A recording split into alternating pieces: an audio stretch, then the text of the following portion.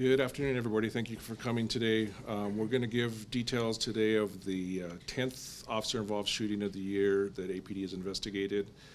Before Commander Hartsock gets started, we're going to have Chief Medina say a few words. We're going to be giving an update of the October 13th officer-involved shooting involving the Albuquerque Police Department. And one of the things I want to do is I actually wanted to thank some of the media. I know there were some questions that came my way a couple days after this investigation when information started to be obtained that was very problematic and inaccurate information and stories that the media had.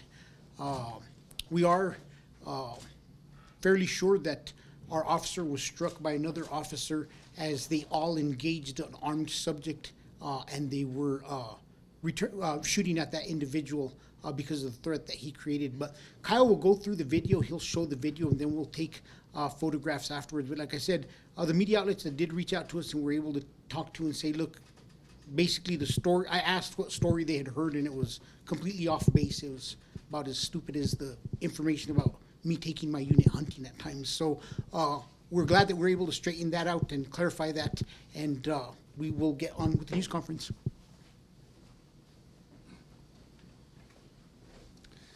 Good afternoon. My name is Commander Kyle Hartsock with the Criminal Investigation Division, and we're going to cover an officer-involved shooting that occurred on October 13th, 2024 in the 10,800 block of Central Avenue Southeast. As Chief Medina said, this was our 10th officer-involved shooting of 2024. This critical incident community briefing will provide information about a male who was battering his girlfriend, firing a gun, and when confronted by police, pointed the gun at officers, which resulted in an officer-involved shooting. You're about to see relevant video footage and photos and learn about other evidence and police procedures related to this case to have a better understanding of what occurred based on what we know right now. The police department conducts very thorough criminal and use of force investigations, which typically require investigators to interview multiple witnesses, review hours of video footage, and analyze a significant amount of forensic evidence. We're still at the early stages of this investigation, which can often take several months to complete. Our understanding of the incident may change as this additional evidence is collected, analyzed, and reviewed. We also do not draw any conclusions about whether the officers acted consistent with our policies and the law until all the facts are known and the investigation is complete. A word of caution, the images and video may be disturbing. When police officers use force to arrest a subject or defend against an attack, it can be graphic and difficult to watch. In addition, there may be strong language by those shown in the video. These are the three officers that discharged their weapons during this shooting. Officer Rihanna Torres has been with the department since 2021. She has no prior officer-involved shootings, and she is not yet back to full duty. Officer Vanessa Zuniga has also been with the department since 2021. She has no prior officer-involved shootings, and she has not yet returned to duty. And during this incident, one of our officers was shot and injured. That's Jeffrey Schwartzel. He has been with our department since 2023. He has not been in any other officer-involved shootings, and he has not yet returned to duty. The subject that was shot by police was 41-year-old Matthew Sanchez. This incident took place in our Foothills Area Command. Officers were dispatched to a domestic dispute call in that 10,800 block of Central, and you're going to see Cochiti Rd down here, but the actual address is off of Central, which is a trailer park. The caller stated that their stepmother's boyfriend had hit the stepmother and that they were inside of a bedroom still arguing and fighting. The 911 operator at some point during the call, and we're going to play it for you, heard gunshots, and the caller started to advise that the stepmother's boyfriend was now firing the gun in the air. This is the beginning of the 911 call. Oops, sorry. Hello? Hi, yes, this is the Albuquerque Police. Yeah, can I get officers over here to 10804 Central Avenue Northeast or Southeast? You said 10804 Central Avenue? Yeah, 10804 Central Avenue Southeast. My stepmom's boyfriend's like hitting her. Okay, is there a specific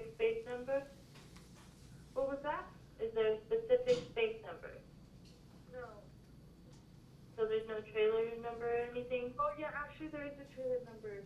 It's trailer 29 at the trailer park. How long ago did this happen? It's starting now. And like, Any weapons they'll be involved? hitting her, Anybody? so they're in the room together, and I just hear like banging around. I don't know if they're hitting each other or what, but I'm like outside. Do you know if anybody has any weapons involved at all? No weapons involved. The caller stayed on the line with our operator as officers were being dispatched. We're going to play you that same phone call a few minutes later where you'll be able to hear the gunshots in the background. I don't want to talk to the person. Hold on.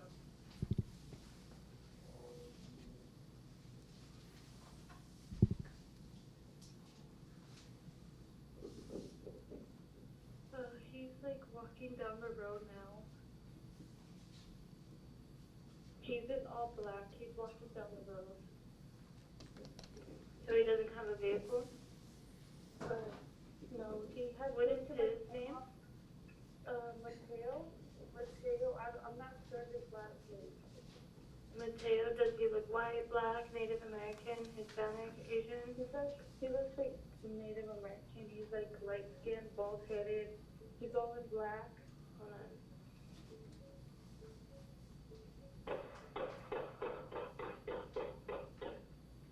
And that was just him shooting. I guess he has a gun. He just left.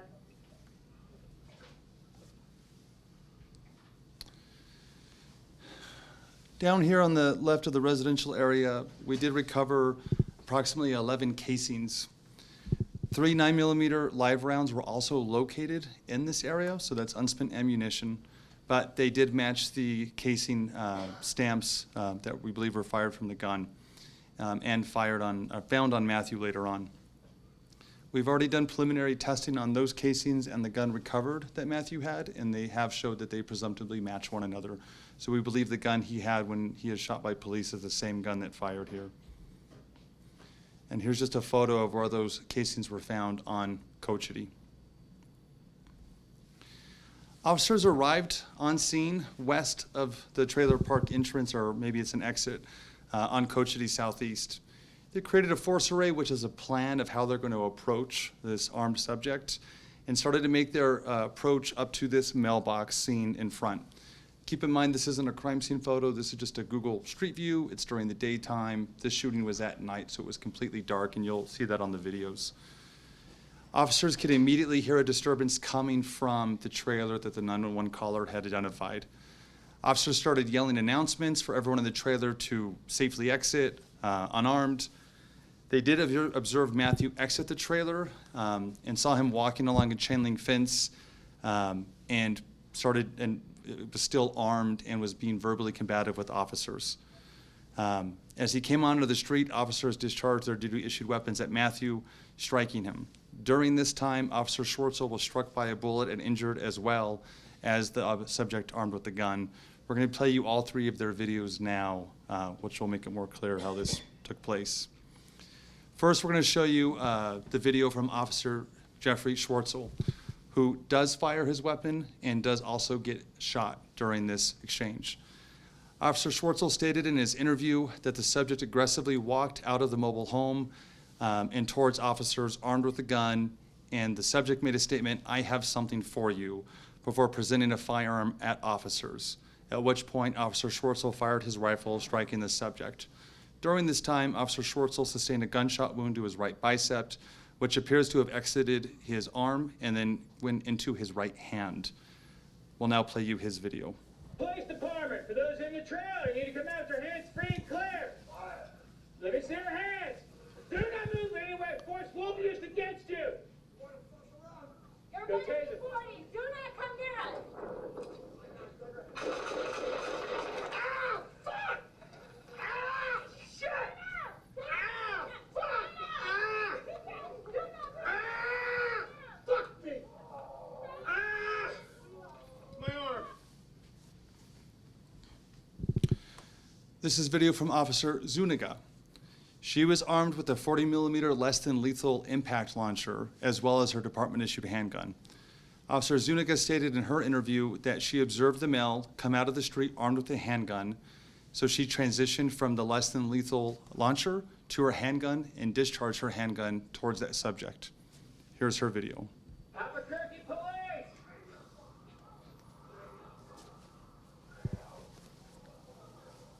This is the Albuquerque Police Department. For those in the trailer, you need to come out with your hands free and clear. What? Let me see your hands. Do not move anywhere. Force will be used against you.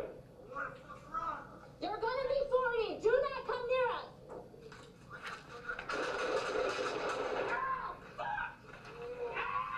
Stay down! Stay down! Come on down! Stay down! Keep it! Do not be sitting on it! Stay down! Stay down! Stay down! And you're 24/7 shots fired. Suspects down. Guns away from him. Start 4355. 34 units. Stay down! Spread out your hands! This is video from Officer Torres, who did discharge her duty-issued handgun.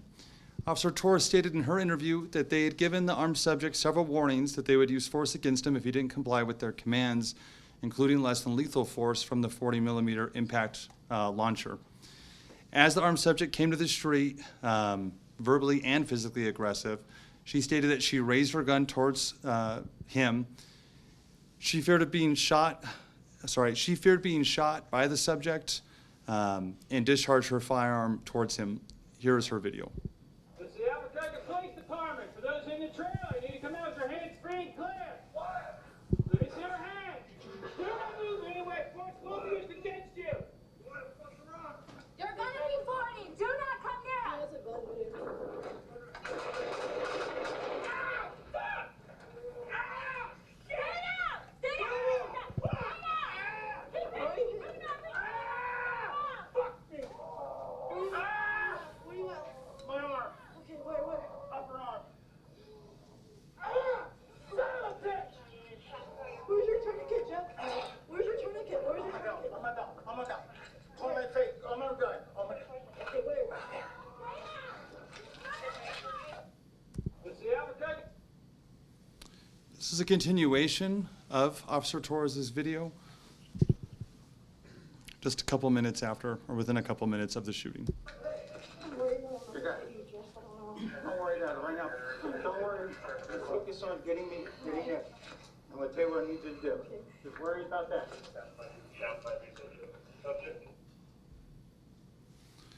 This is a still shot from the videos we just showed you. This is from Officer Zuniga's lapel camera. You can see what we believe is Matthew Sanchez walking out of the trailer towards officers. He's kind of highlighted in the red rectangle up there. This is an additional still shot from Officer Zuniga that shows Matthew out on the street. He's somewhat backlit, but with his feet spread apart. We believe he's taking a kind of a shooting stance right now, presenting the gun towards officers. This is right before they start to fire at him.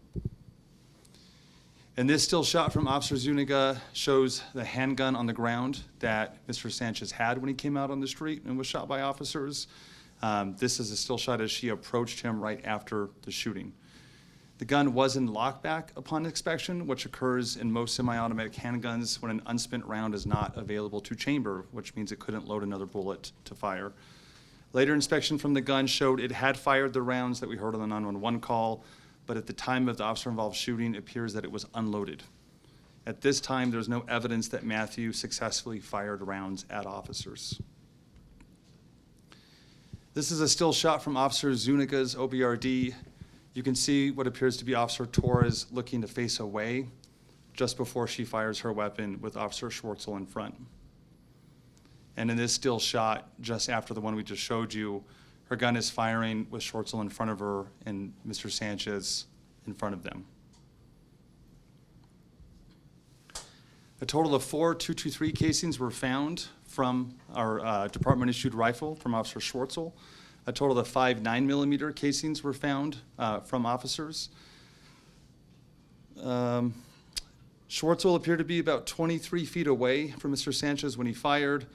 Officer Zuniga and Torres were about 30 to 35 feet away from Mr. Sanchez when they fired. This is a photo of Mr. Sanchez's firearm that was recovered. And again, the way the slide is pulled back and kind of locked back right there, we call that lock back. It did have a 15-round magazine inserted into it. This is a scene just showing the trailer park entrance, and you can see on the left side part of Mr. Sanchez laying on the ground there. That unit wasn't there during the shooting, it showed up after the fact. Right behind the unit, you can see there's a car parked. That's a Volkswagen Jetta that was parked on the street. It appears at least one round, which we believe came from us, inserted the front of the car. We did recover that projectile inside the engine compartment of the Jetta. Inside the pocket of Mr. Sanchez was a live 9mm round that did appear to match the ammunition type and stamps from the rounds that were fired out on Cochiti. The firearm used in this shooting does have a kniving connection to a suicide in our department that was initially investigated as a possible homicide, but the gun was not on scene when our officers arrived. We're still determining its exact path from that scene in 2023 to this residence. We do have the E-trace back on it. It is from a person that purchased the gun in Albuquerque that does not reside at this house. And we're still investigating that purchase and, again, the path of the gun. Mr. Sanchez was pronounced deceased on scene. Had he survived, he would have faced felony domestic violence charges and also would have been charged with being a felon in possession of a firearm. Over the next several months, the multi-agency task force will continue to investigate and analyze this incident. Detectives will interview any new witnesses that come forward and complete any forensic test. After the investigation is complete, the case will be forwarded to the district attorney's office to make any determination of criminal charges. Our Internal Affairs Force Division will also investigate the shooting to determine whether the department's policies were followed. The results of the administrative investigation will be forwarded to the city's Superintendent of Police Reform to make final decisions on discipline. I can help try to answer any questions. Yes? Can you clarify which officer shot Schwarzl? Well, we haven't come to a conclusion yet. Will they face any consequences after you do? So that's part of what Internal Affairs Force Division reviews, and they do send their findings to the Superintendent of Police Reform, and that process will make determinations, if necessary, of discipline or anything else that needs to be, spotlighted or corrected. I noticed that, or maybe I just didn't see it well, it didn't seem that the suspect was lighted up very much. It looked like that the officers didn't necessarily have the situation lighted very well. Is that correct? Is that standard? Well, one thing I'll say is you're watching video of it, Right. and low light video isn't always the best representation of what the human eye sees. But the light on at least one of the firearms, and if you watch the video back later, it absolutely does come on. And in most of the standard training, you're not always holding a light on the entire time. It's enough to get a target, and then he's also backlit, so. Because I know that the public, the guy came out with the cops with a gun, but I know that the public is probably very concerned that an officer shot an officer in this kind of situation. So that's where I think, what do we say about an officer shooting an officer in this kind of situation? One thing I'll add real quick before Chief is the distance they were from him is honestly probably from here to that curtain. Right. So again, the wide angle video can make it deceptionally further away. They're actually about this close away. So with that, It is a concern, obviously, but we also, I talked about this last week, 2 weeks ago. We had a shooting at the Tewa Lodge. When you have human beings who are put into situations where they need to react, sometimes things are going to occur. We will look at this incident. Internal Affairs will investigate it. If there was some type of misconduct, it will be addressed. But I think we've done a really good job as a police department in separating misconduct from mistakes. And as long as I'm chief, we will continue to address our officers and look at them with that difference that when there's something that's done misconduct-wise, they're held accountable. When mistakes happen, we work through training and we work through other means, if possible, to correct the issue. But at the end of the day, yes, we do believe one officer may have struck another officer, and the investigation will clearly give us better direction of how we're going to address this issue. Yeah, and you mentioned the Tewa Lodge because the body cam video that you showed from that also showed gunfire with an officer in close proximity. So I guess that's where the question comes up is there training involved, and how do you prevent officers from firing where there are other officers within the line of fire or in close proximity? You know, there is training involved in this, but I think that it's very easy for all of us to sit here and watch this video, put it in slow motion. But as somebody who's personally been through an officer-involved shooting and remembering how it actually happens and what it's like to go through it in full speed and not have the benefit of watching it second motion, I think it's very fair to our officers to come to these conclusions, because one thing I can assure you is every time one of these officers draw their firearm and they pull that trigger, they feel that they're about to be killed. And I think one of the officers mentions it in their interview is Officer Torres mentions that she was in fear that she was about to get struck by a bullet and started to turn her head in anticipation of getting struck. So I think that we got to take this all into account, that we're sitting here and we're watching this in a very on video, putting it through super slow motion, but in reality our officers go through this in a split second. Yes, ma'am. What are officers trained to do in that type of situation? Obviously, this played out the way it did. What are officers trained to do when they're grouped up, there's a suspect, and there's something to be said there? You know, one of the things we're always trained is that, you know, we have to be aware of where we're pointing our firearm, what's moving, but there's still, we owe it to our officers to finish this investigation and for them to come up with a conclusion, because an individual could have an open view at the individual they're trying to engage, and movement from one of the other officers could have been a contributing factor as to what happened. If you look at that video, you'll see that at one point in time, it appears that there's an elbow out, and that's almost in the area where the officer is struck. So it could be as simple as they didn't see an elbow out, but they saw the rest of the body. So our officers are trained to make sure that they're clear to the target, but we have to remember that there are other factors that come into it when we start going real time and officers are conducting movement. And like I said, this could very well come back as a training issue where we have to reinforce some of the officers to ensure that they're very careful of how they discharge their firearms. Do you know if Schwartzel has any, if he's debilitated by this at all, or if he's going to get full functionality back? As far as we know, he's recovering quite well. We don't think there's anything long-term or permanent, but obviously we also need time will be able to tell us how this is going to roll out. When was the gun bought? The gun was purchased. We're going to do more media on the gun in the near future. The gun actually has a story to be told that I think the citizens of Albuquerque need to talk about, that need to hear when we talk about the flow of guns, especially the flow of guns through juveniles and the impact it has within the city. I think it's important for us to tell the story. So in the near future, we're going to be telling the story of that firearm once we get a few things together. But it is an interesting story that has two tragic endings. So you won't tell us now when it was bought? No. Was the suicide a juvenile? Yes. Okay, and then basically went to a scene, initially thought maybe a homicide, was determined to be a suicide, like closed case, determined to be a Yes. suicide, but the gun wasn't there anymore. Yes. Okay. Do you think, to your point, that this is a good example of how when a subject has a gun and pointing at officers, that there may be some degree of tunnel vision focusing on that? I mean, that's the way people are. When somebody's pointing a gun at you, all of a sudden, that's your area of focus. Without a doubt, anybody who's ever had a firearm pointed at them would tell you that the biggest focus of their world at that moment in time becomes the gun that's pointed in their direction. Any other questions? Yes, Nick. So these last two OISs, public opinion has been that they were bad. You said mistakes. How would you give the public confidence that there's not going to be mistakes and better training might come out of these? I haven't heard, like the Tiwa shooting, we haven't even done a briefing on that.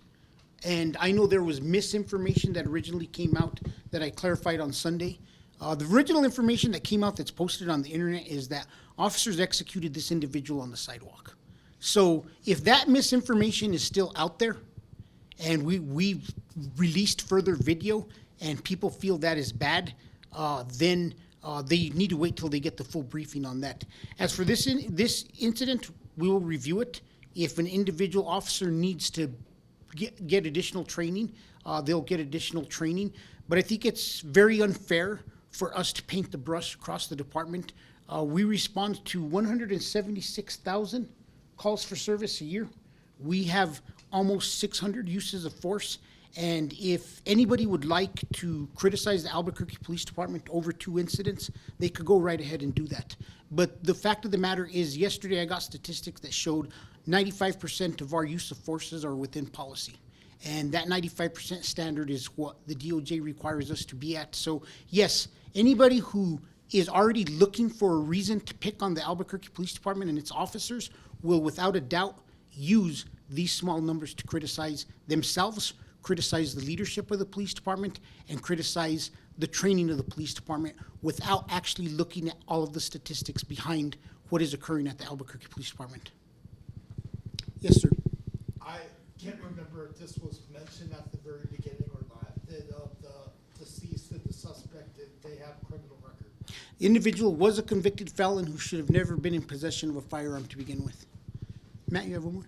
I think it was like 2022, we did the review of OISs, and one of the things that was found by APD was that less officers at night should be more a mix of newer officers, because apparently newer officers usually get the night shifts, and an older officer to kind of like tamp down on possible issues with OISs. Is that happening? Obviously, these 3 seem to kind of be newer. It's very difficult with our collective bargaining agreement with the union because all of our officers go out to bid. And when the bid comes out, we work to make sure we don't have full squads of only new individuals, but with the confines of the collective bargaining agreement, it's very difficult for us to be able to spread out seasoned 20-year officers on graveyard shift unless they choose to be. So it's fair to say there have been complications to that being put into practice? Yes. However, Officer Schwartzel did have more than 20 years of experience. Yeah. Oh, he's a lateral? He had 23 years. Oh, okay. Yeah, he had 23 years. He seemed like a veteran. Yeah. Anything else? Go ahead. Are you more concerned about, in this particular instance, are you more concerned about the public perception of shooting the suspect, because he had a gun? Or are you more concerned about the public perception of a cop shooting a cop? You know, as chief of police, you learn to grow thick skin. And I'm always worried about all perceptions. But at the same time, perceptions vary in the community amongst people. And I'll tell you once again, it goes political. I mean, you have one party and that party seems to support the police department because the administration plays. So I'm more worried about the politics that are played into situations like this and the opportunities that it creates for people to make political attacks on the officers of the Albuquerque Police Department who are risking their lives day in and day out. Nick, did you have a question? Yes, unrelated to this, but related to today. We're on the cusp of electing a new president. Sometimes there's civil disobedience within the city. The question is are you guys prepared for it? And the other question is, if there is vandalism, breaking of windows, will you arrest on the spot? I've answered this question before. We do not respond to mere property crime in a low level. We answered that during the news conference on the officer-involved shooting at T1, the fact that we did arrest individuals there because it was impacting a major crime scene to a felony crime that needed to be investigation.